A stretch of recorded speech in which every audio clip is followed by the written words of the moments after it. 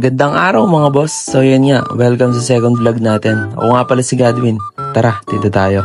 Ayan, kumakain muna pala ako dyan. After natin kumain ng mga dalian, ayan, nagkarga na rin ako sa kolong-kolong. Kasi excited na naman ako magtinda.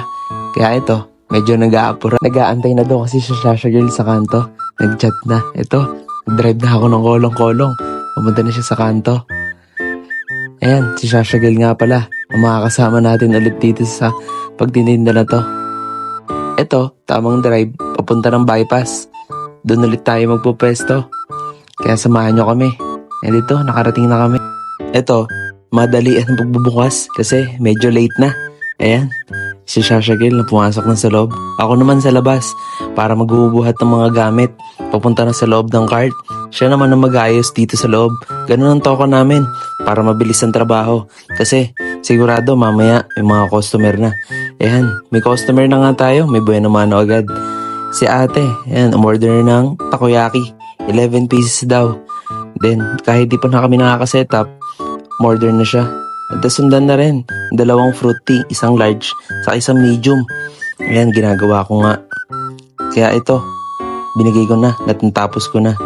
At ito nga, natapos na ni Shasha magluto. At sinosang ko na. Ayan, nakikipagkwentuhan si ate. Pinipilit ko umorder ng drinks kahit ayaw niya. Pero biro lang yon. Asa sa inyo pa rin naman kung saan kayo bibili. Basta, suporta lang sa mga kapwa nagtitinda. Ayan, pinag-hello ko na lang si ate sa camera.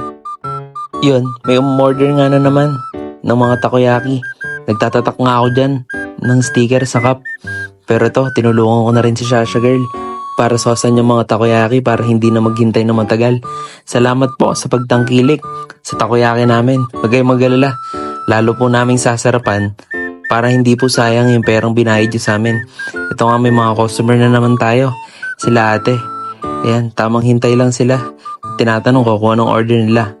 At itong order si ate ng 11 pieces. Assorted daw.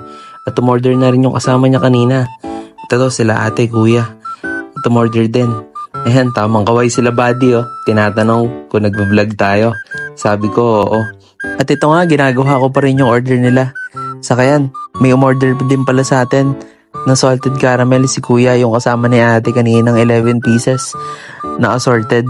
Ayan, sinususan din ni Shasha habang nagluluto siya. Ako naman, ginagawa ko yung kape.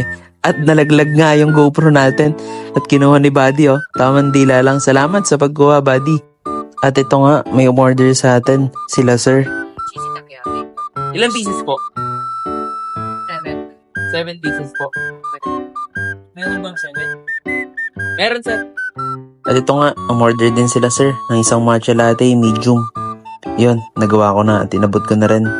At may customer nga tayo. Sumasayaw-sayaw pa, sige siya. Ako naman tamang tambay lang. At biglang may customer din tayo ulit. At ini-explain ko kung anong order nila. 11 pieces daw assorted. Naghahanap ba kayo ng matatambayan at mapuputripan? Dito lang yan, sa Bypass Road, San Jose City. At ito, last order na natin. Closing na rin at may biglang dumuduhot ng takoyaki natin at nakita ni Shasha Girl. At pilalo niya ng kamay. Biro lang, tropa natin yan si Jude. Okay, tapos na. Bukas ulit!